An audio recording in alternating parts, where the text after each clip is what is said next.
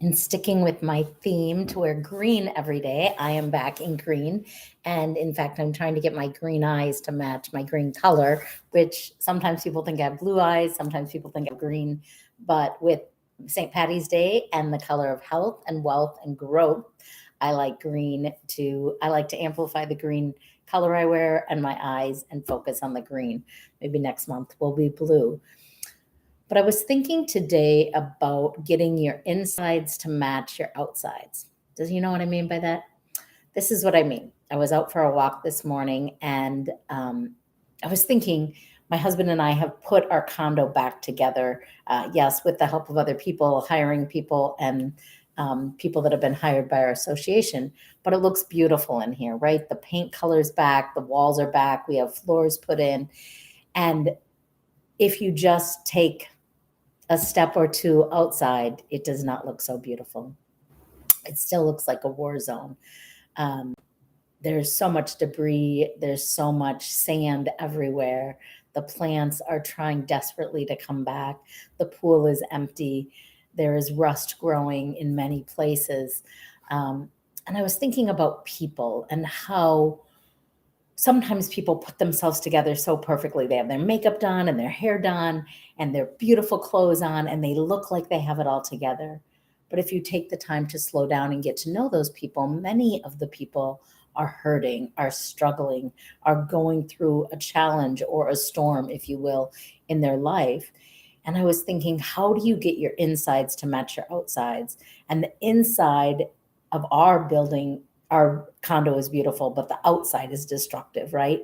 But for many people, their outside is beautiful, but their inside is disruptive. They have anxiety, they feel unsettled.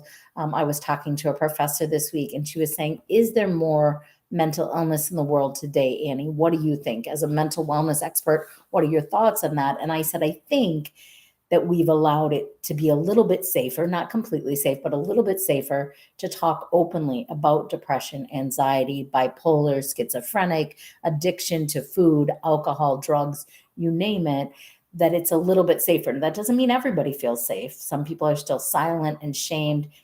And they might be the people that walk by that are just smiling and they feel great and they're telling everyone how great they are and they look put together. But are their insides put together? What I mean by your insides is two-part. One, physically, are you healthy internally? Are you putting good stuff in your body? Are you taking good care of your body? Are you getting rest, drinking plenty of water, eating nutritionally, finding place for calm and silence in your life?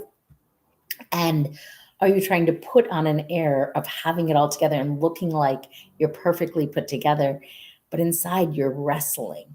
You're wrestling emotionally, you're unhappy, you're feeling stuck, stagnant, mediocre, mundane, disappointed, distressed, sad, angry, all of those feelings, but you're holding it in. Well, what I know about taking care of your insides is it will make you physically sick if you do not take care of your insides. And yes, it is good to take care of your outsides and take a shower and get up and do your hair and makeup if that makes you feel good, but not as a mask to hide behind so that the world thinks you're okay when you're still struggling. And so today in the comments, what I'd like to know is, do your insides match your outsides? And what part of you feels more healthy, more beautiful, more at peace? Is your external or is it your internal? And for me, it is so much more important to have my internal health, be healthy and strong, to be authentic, to be honest with myself that I feel good or that I feel sad, and that I take time to make time to take care of myself. And so I wonder, will you share with me what area of your life is more healthy? Is it your external or your internal? And what area of your life are you working on so you can be healthier?